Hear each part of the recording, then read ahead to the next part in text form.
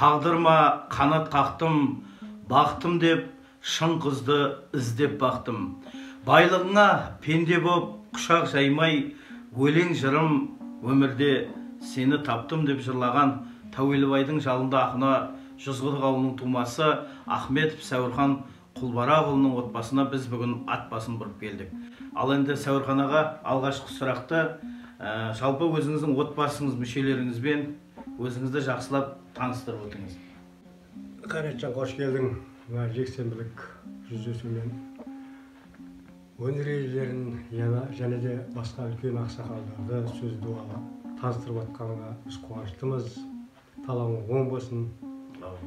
Менің отбасымда міне біріншіден өмірлік серігім Жалғасбаева Мәрамкүл Әбдірахманова, одан кейін келінім Тағанязова Гаухар Нұрмұханова, мына немерелерім Наскен, Елжан, Бекжан, Мағжан. Сонымен бірге екі қызым Қазақстан Республикасында жасайды. Үлкені Гүлнұр, кішкентайы Жаннұр. Екеуінде семьясы бар. Екеуі де өзі пединститут бітірген. Сол біздің семьямыз. Мал маңырап, өрісте қой қоздаған, қайта түлеп, жасарғандай боздалам. Оралмайтын өткенімді еске алып, жас ботаға қараймын мен боздаған деп өзің жырлағандай. Сәуірхан аға, енді сұхбатымызды сонау әріден бастасақ, жалпы сіздің балалық шағыңыз қалай өтті? Бала кезіңізден басталды ма бұл өнеріңіз, ақындық өнеріңіз? Мен 2 жасымда осы Жүзқұдыққа көшіп келгенбіз. Содан бері осы мектепте оқыдық, осында жүрдік. Бізді өнерге итермелеп, мынау қолымызға қалам ұстатын адам өзі болмады ма, қызықтыратын адам болмады ма, өзімізше кішкентай бірдеңе жазғанмен алып кете алмадық, шын айтқанда. Сонымен жастық балалық шағымыз ауылдың кәдімгі шаңын шығарып ойнайтын бала өстік, теңгірулармен тегізіп. Өнерге шын айтқанда кейіндеу келдім мен. Өнерге кейіндеу келдім. Оған себепші оған бірінші Дымбай ағам, екінші Амандық Қазыбек ағам, екеуінде жаңа жайытта болсын. Сосын өзімнің ең үлкен ағам Қатша деген кісі. Мұғалім болған кісі. Сол Қатша апам, мен әрі қарай алып кете алмадым Сәуірхан. Тереңдете алмадым. Мынаны сені көрсеткен маған аманаттап кеткендей болды. Содан кейін барып мен әртүрлі оқыдым, басқа қылдым. Содан бастап өнерге деген қызығушылығымыз емес, өнерге деген өнер несіне түскенде ізіне түстік. Біздің енді бала кезімізде балдарға арнап кішкентай сықақ па, басқа ма жазып беретін еді. Біздің әкеміз де сондай болған өзі. Тұқымымызда бар ғой. Сол. Арманымды жұлдызға балап келем, болашаққа сеніммен қарап келем. Аңқылдаған ақ көңіл жүрегіммен қолдаушым деп халқымды санап келем деп айтқан екенсіз бір өлеңіңізде. Ал енді бүгінде сол ақынның, яғни сіздің шығармашылығыңызда қандай жаңалықтар болып жатыр, жаңа өлеңдер туып жатыр ма? Әрине, ақынның әр күні тартыспен өтеді дегенде өзі қалдың айтқаны бар ғой. Өлең тумайды жайшылықта, өлең деген туады қайшылықтан. Біреуге бірдеңені тура айтып қоясың, басқа қаласың, біреуге ренжісіп қаласың. Өмір туралы толғаныстар болады. Соның бәрі өлең болып құйыла береді. Сол нәрсені сыртқа шығара білуде. Ақынның басты ол еңбегі, халыққа жеткізе білуінде. Қазіргі таңда өлеңдер көп. Енді соны елге, халыққа жеткізсем деген бір менде үміт бар. Сол қазіргі соның үстінде жұмыс істеп жатырмыз. Әр күнде әйтеуір 4-5 күнде бір құрған жері, болмаса күнде шабыт қосып тұрамыз. Енді мына сіздің 2013 жылы Алматыдағы СЕП баспасынан шыққан Дүрліккен дүние түбірі деген тұңғыш кітабыңызды біз оқыдық, қолымызға, өзіңіздің қолыңыздан алдық, қолтаңбаңызбен. Енді осы орайда тағы да бір алда кейінгі қосылған өлеңдердің басын біріктіріп тағы бір кітап шығару ойыңызда бар ма? Әрине бар.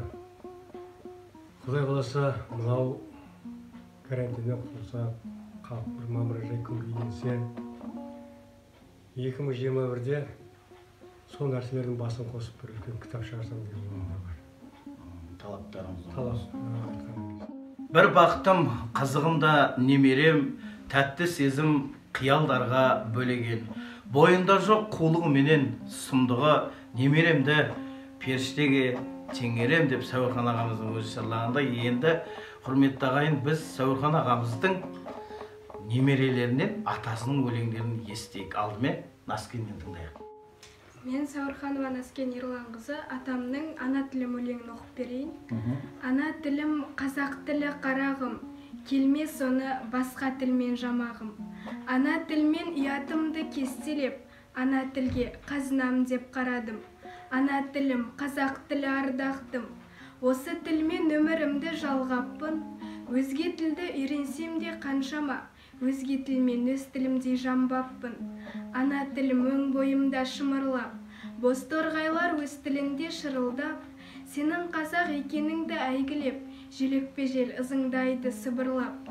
Ана тілім қуанышым қайғымда, тағдыр толқын қамағанда айдынға, жаным мынау, арым мынау дей тұрып, ақ жүректі қалқыңа сен жайдыңда.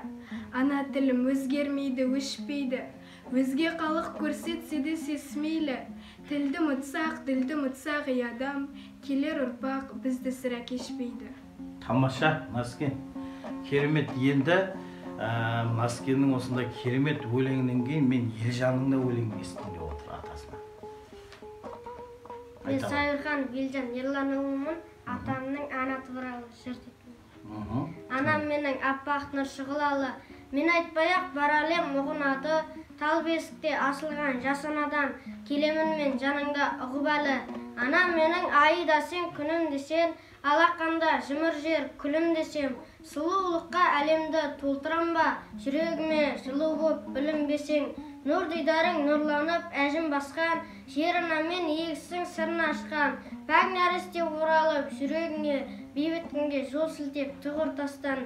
Ата келсе иілген келін десен, қуанарсың сапардан келдім десем, көңіл қысы шырылдап кесіп кетер, іздегенде алдымнан көрінбесең. Ой, тамаша, бәрекелді. Елжан Меке атасының өлеңін керемет жаттап алыпты, тамаша. Ал енді мен әрі қарай кішкентай Бекжан мен Мағжанның да өлеңдерін тыңдағым келіп отыр, атасының өлеңдерін. Мен Сәуірханов Бекжан Ерланұлымын. Мен атамның өлеңін айтып берем. Кеттік. Жырым менің демалсым, тынысым, жырым менің бағдәулетім, ырысым, қас батырдай күресу мен күнгішім, шындығымның шырылдаған ұлысым. Ой, бәрекелді. Енді Мағжаннан естейік, Мағжан. Мен Сәуірханов Мағжан атамның өлеңін айтам. Жырым менің аялаған періште, моралғанда бәйгілерде жеңіспен, қай бақытта, қай қиырда жүрсем де, ақиқатты айтуға мен келіскем. Ой, молодец, тамаша. Мінекей Сәуірхан аға, Майра апа, осы немерелеріңіздің қызығын көріңіздер. Алла қаласа атасының жолын беріп, сара жолын, дара жолын беріп, ақындық қабілетімен осындай әдебиет сүйер қырларыменен көзге түсе берсін деген тілектеспіз. Ал енді мен сұрақты әрі қарай Майра апама қойғым келіп отыр. Майра апа, жалпы ақынның қолдаушыста, қорғаушыста өзіңіз отбасында. Енді кейде өз басымыз енді өлең не ғанан кейін түсінеміз ақынның жай күйін. Ал енді әрбір өлеңнің түн жарымда болсын, шабыт келген кезде туғанда оның жарының да куәсі болатынын білеміз біз. Енді осы орайда Сәуірхан ағамның шығармашылығы жай айтып өтсеңіз. Қайрат, ол ақынның жары болу деген қиын да, қызық та жағдайлар болады. Ол кейде мысалы енді түннің бір уақытында тұрып светті жағып өлең жазып жататын. Әй не болды десең, шабытым кеп қалады деп. Енді кейін ондайға да үйрендік қой енді. Құдайға шүкір, сол ақынның жары болғанымызға қуанамыз. Біздің енді 140-та ойлап отырсаңыздар өзі ақын көп қой. Басым Өмірзақ Қожамұраттан бастауға болады. Өмірзақ Қожамұратов Күндейді оқыған, Қани Амандықов, Амандықов Қазбек ағай, Дінбай ағай Дабылов, Әбдіғаппар Шөлбаев, Сәкен, барлығы осы 140-тың тумасы. Ақбай ақындар, иә, ол кісі бар. Ақындар ұлы, Алла шабыттарға шабыт қоса берсін. Өлеңдеріңіз көп болсын. Екеуіңіз ақынсыз болып, өмірлеріңіз ұзақ болсын. Рахмет. Енді бүгінгі жастар, бүгінгі заманның қожайындар жастарға қандай аталық батаңыз тілейміз бар? Бүгінгі жастарға бірінші тілейтін президенттің қазіргі ташабысында да бар, кітапты көп оқу керек. Біздерді ақын қылғанда әдебиетке де сүйреп келген бірінші кітап. Иә. Осы ауылда 3 кітапхана бар еді мен білетінде. Соның 3 кітапхананың кітабын тауыстық десек біздер өтірік айтқанда емес. Сол кезде жарысып оқиды едік. Сол нәрсені ұрпақтарыма берсін деп тілеймін мен. Қазір енді бет бұрыс сол ғой. Кітапхандық деп жатыр. Ол біріншіден тіл мәдениетін үйретеді. Жақсы сөйлеуді үйретеді. Екіншіден кітап құмар адам не ұстаған орынбайды. Жақсы жаманды біліп өседі. Сонымен кейінгі жастарға айтатыным, кітапты көп оқыңыздар. Дүниені ала алмайтын дүниенің бәрі кітаптан аласың. Өмір бұлайша қараған кезде, келға қарасаң басқаша, кітапқа қарасаң нағыз өмірді сонда көресің. Мінекей Сәуірхан аға, енді өзіңізден жаңа жақында сиясы кеппеген жырларыңыз, өлеңдеріңіз болса, қолқа салғым келіп отыр, оқып берсеңіз. Айтарым бар деген бір халқыма бір жағы наз, соны оқып берейін. Айтарым бар, халқыма айтарым бар, тұлпармын ба жабыма байқадыңдар, бірі мақтап, ал бірі даттап қойып, май алатын іріктей шайқадыңдар. Пендемін бе мен әлде тепеңдеген, тұлпарыңа жабымен жетем деген, кімді білмей-ақ бұл өмірден, шырымен халқыма өтем бе мен. Тұлпар болсам бәйгеге таласыңдар, тұлпарларда біз білмес жарасым бар. Жабы болсам тұқыртып байлап таста, қандай пайда жабыдан табасыңдар. Өсіретін, өзіңсің өшіретін, шындық айтсаң мен емес өшігетін. Айтарым сол халқыма назым да сол, пендем бе сый көрмей кешігетін. Тамаша, рахмет Сәуірхан аға. Ауыл осы жүзіне нұр құйылған, сырын ұққам, жел тербеген құйыннан, өмір маған ауыл болып бұйырған, тек айырма тәңір берген сыйымнан деп, туған ауылын шексіз сүйген Тарлан ақынның, яғни Сәуірхан ағамыздың алдағы шығармашылығына, ғұмырына үлкен бақыт, сәттілік тілейміз, табыстар тілейміз. Сәуірхан аға, бүгін мінекей өздеріңізбен керемет сұхбат болды деп есептейміз. Қашанда отбасыларыңыздан береке, бірлік, ырыс, ынтымақ арылмасын.